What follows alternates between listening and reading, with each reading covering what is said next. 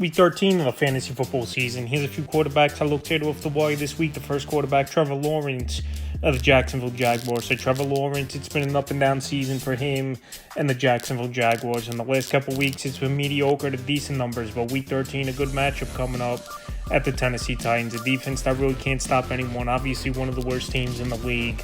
And as a streaming option, Lawrence is out there in 51% of fantasy leagues. Week 10 at Houston, 158 pass yards, a touchdown, interception, 35 rush yards, a fumble loss. Week 11 versus the Chargers, 153 pass yards, a touchdown, interception, 9 rushing yards, a rushing touchdown. And week 12 at Arizona, mixed bag ball game, 256 pass yards, 3 touchdowns, 3 interceptions, a fumble loss, 29 rush yards. So like I said, Trevor Lawrence just made the cut, 51% of fantasy leagues. Good matchup coming up this week at Tennessee is a streaming option. And someone I had this week, the next quarterback, Marcus Mariota, the Washington Commanders. Jaden Daniels, I expect he's going to be out for the season, or at least one more week. Jaden Daniels is going to be out, where this Commander team's going nowhere, and it was a lost season. So Mariota's been the starter on and off all season long for this Commander team. And the last 2 starts for him before the bye week, week 10 versus Detroit, 213 pass yards, 2 touchdowns, 22 rush yards. Week 11 at Miami, 213 pass yards, a touchdown, interception, 49 rush yards. So week 13, not a great matchup versus the Denver Broncos.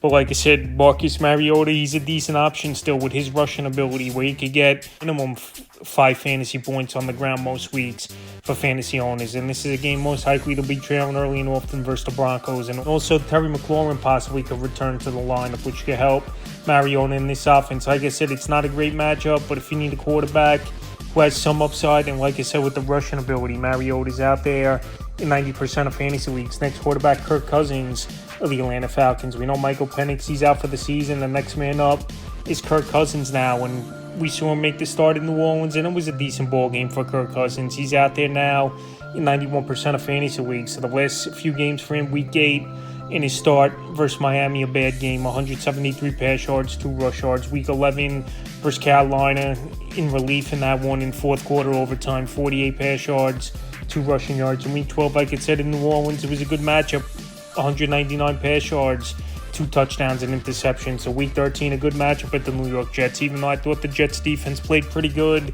in that ball game in Baltimore. Still, they give up the 11th most fantasy points to quarterbacks on the season. Kirk Cousins, we know, still could go out there, get the football down the field, even though his mobility is gone and turnovers have been a factor for him. But like I said, this week is a streaming option. He's a good ad.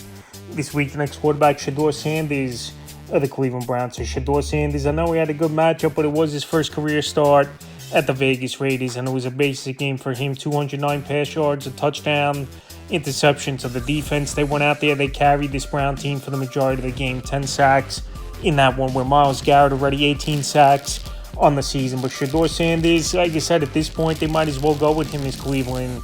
And they won with Shedeur in there, where with Dylan Gabriel, they didn't get much done, was this Cleveland Brown offense. Shedeur out there in 94% of fantasy leagues. I know there's not a lot of great options in this offense as well. Quinshon Judkins, solid back out of the backfield. Jerry Jeudy, Harold Fannin Jr. But like I said, not much in this offense. But Shedeur has some running upside as well, even though we saw in his first career start at Vegas, he only had 1 attempt. But I think as he gets more comfortable, we'll see him go out there and make more plays. In week 13, a decent matchup versus the Niners. They give up the 7th most fantasy points to quarterbacks on the season. And the final quarterback, Jameis Winston of the New York Giants. So we'll see if Jackson Dart comes back, or this Giant team will play it safe, even though he practiced a majority of last week, and bring him back after the week 14 bye. So famous Jameis, you know he's a quarterback each and every week. You don't know what you're going to get from him. Week 11 in Green Bay versus Green Bay, it wasn't a good game. 201 pass yards, interception, 10 rush yards, a rushing touchdown, a fumble loss. And then week 12, he went out there and put on a crazy game at Detroit. And this is what you get from Winston. 1 bad game, and then a game where he explodes over 40 fantasy points, 366 pass yards, 2 touchdowns, interception, and a 33-yard catch where he broke a tackle and was carrying the defender into the end zone. So week 13, if he is the starter, not a great matchup in New England. They're middle-of-the-pack defense. First quarterbacks, giving up the 16th most fantasy points to quarterbacks on the season. But like I said, Winston, he's a gunslinger. He's not scared to make any throw out there, if it's not a great throw and it's in double or triple coverage. So like I said, Winston out there in 96% of fantasy leagues. And a quarterback, if he does start, still has some upside, even in a mediocre matchup. So that's a few quarterbacks I looked at off the wire for Week 13 of the fantasy football season.